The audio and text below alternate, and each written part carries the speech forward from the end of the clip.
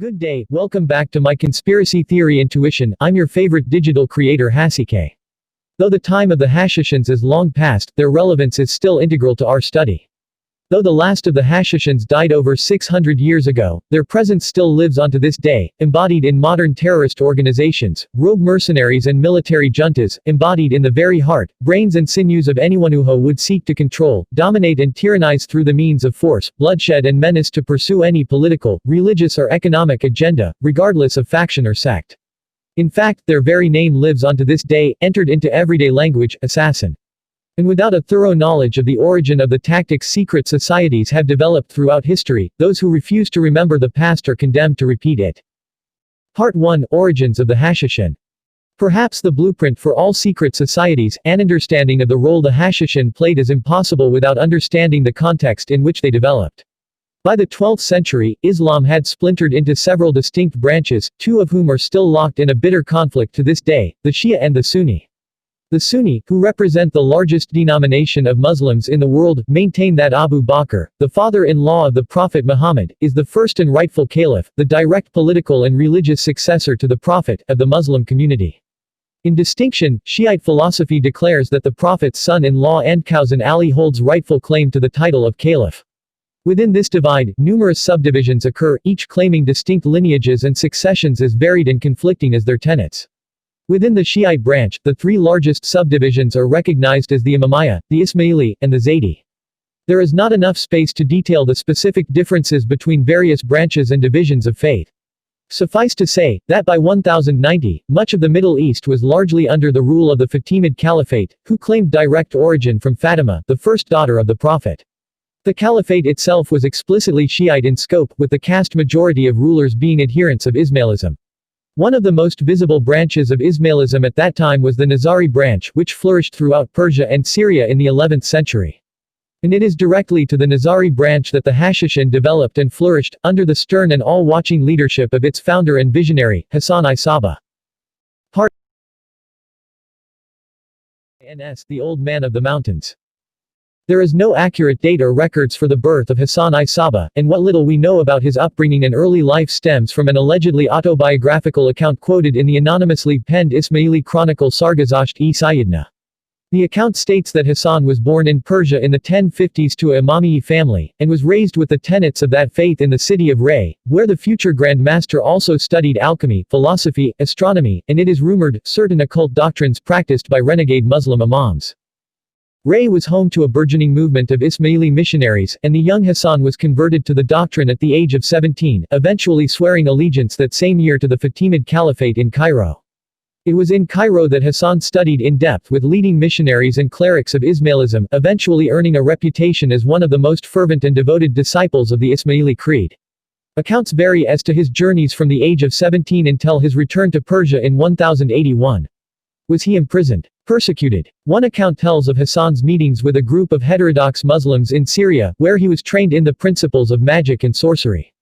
One thing is for certain, upon his return, Hassan settled within the Elburz mountain range where, after establishing several Ismaili communities, he drew the ire of Nizam al-Mulk, Grand Vizier of the Seljuk Empire, prompting his retreat deep into the mountains of Alamut in 1088.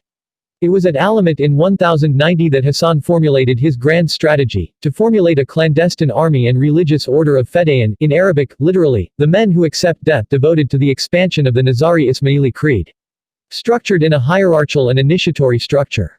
Hassan served as the secretive and omniscient Grand Master of the order for 35 years until his death in 1124, during which time it is said he only left his quarters twice to observe from his impenetrably constructed fortress, known as the Eagle's Nest, the heavens from its rooftop. Below the Grand Master served several of his trusted chiefs and strategists known as the Grand Propagandists, charged with disseminating the Grand Master's orders. Beneath these, served the propagandists, who were charged with recruiting men from outlying villages into both the Nizari Ismaili creed and, should their devotion be loyal enough, the order itself, the Rafiqs, or companions of the order, and finally, the Lasiqs, or adherents themselves.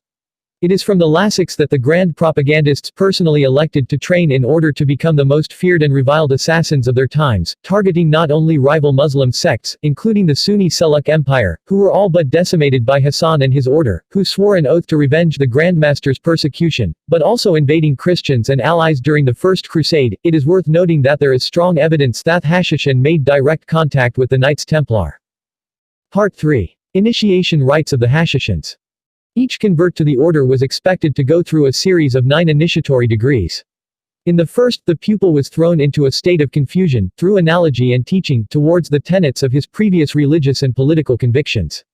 This is the source of the maxim, "Nothing is true, all is permitted," often attributed to Hassan. Although there is no documentation stating that Hassan uttered these words, its popularization is largely due to the writings of countercultural icon William S.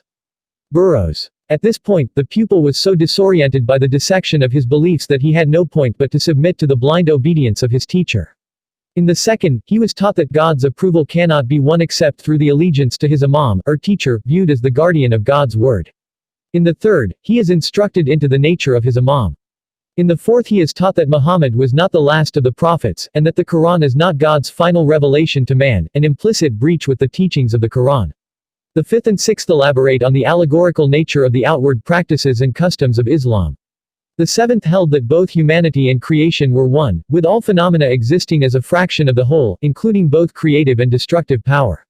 The eighth taught that all religion and ideology was fraudulent, including Islam, preparing the initiate for the ninth and final secret, that the student was now freed from belief, acting as a purified philosopher in the knowledge that nothing, literally, was true, and that the only permissible belief was action, and furthermore that the only possessor of the reasons for carrying out any action whatsoever was the mysterious Grand Master of the order, Hassan-i Saba himself. Part 4. Doctrine of the Hashashins. How were so many impressionable young men so easily swayed to renounce their upbringing and the beliefs of conventional Islam and plunge headfirst into nihilism and martyrdom for the sake of one man's lust for omnipotence and revenge? Deep within the maze-like fortress of Alamut, Hassan had constructed a lavish artificial paradise, replete with beautiful gardens, music, flowing rivers and ravishing dancing houris to bedazzle the eyes of would-be converts, unwittingly drugged with liberal amounts of hashish, from where the order derived their namesake. With his propagandists leading them through a tour of this paradise, the pilgrims either became so entranced by the visions before them that they converted on the spot, begging to while away their time in this Eden, or became so frightened that they begged to flee, swearing that their hosts must be sorcerers or magicians. In either case, it was only through obedience to divine will of Hassan-i Saba that entrance or exit was permitted. Only by swearing their fealty to this mysterious master were these senseless young men granted access to paradise on earth, or return to their former lives.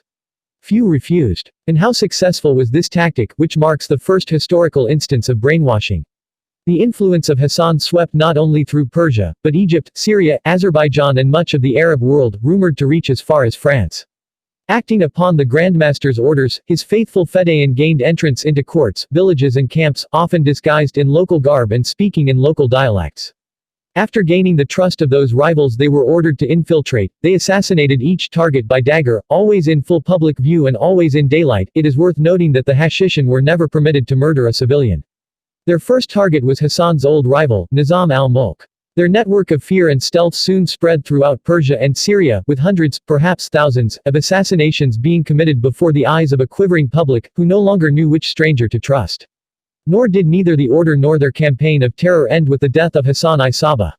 Over time, new grandmasters were selected, each swearing to uphold the legacy begun by this mysterious old man of the mountains. Countless regions and properties were brought under their command. Crusading knights spun endless tales regarding their ruthless and mercenary foes, giving rise to the eventual adoption and Latinization of the term assassin. And then, it came to a halt. Part 5. The Fall of the Hashashins. The fall of the Hashashin Empire came about with a Mongol attack at Alamut in 1256. Their fortress and paradise, seized. Their spirits and numbers, diminished substantially. The few remaining members spread out into Syria, where they acted as mercenaries for hire by local sultans and emirs. There is some speculation that they continued their teachings and practices well into the 14th and perhaps even early 15th centuries. And there is even some speculation that the influence of their internal teachings lives on to this very day, embodied in certain sects of the Iranian Mandaean faith and Kurdish Yezidi religion. But the prestige that the Hashashin enjoyed for almost 200 years is now a fleeting memory. Or is it? Part 6. Legacy of the Hashashins. As stated earlier, the Hashashin fell in the 13th century, yet their ethos of carnage and terror continues to this day. It was felt in the Duvalier regime of the 1960s and 1970s with the secret police of his elite Tonton Macoute Corps. It was in the killing fields of Cambodia of Pol Pot's Khmer Rouge Party and the unspoken corpses that lay buried in Chile as a result of the Pinochet administration. And it is embodied in the more recent brutalities committed worldwide by such outfits as Al-Qaeda, the Islamic State and Boko Haram. It is not exclusive to Islam, by and large, a peaceful religion, and claims allegiance to neither sect nor country. It is in the hearts of those who willingly perpetrate evil under the guise of an ulterior agenda, and therein lays its strength. It is perhaps the ultimate secret of any secret society.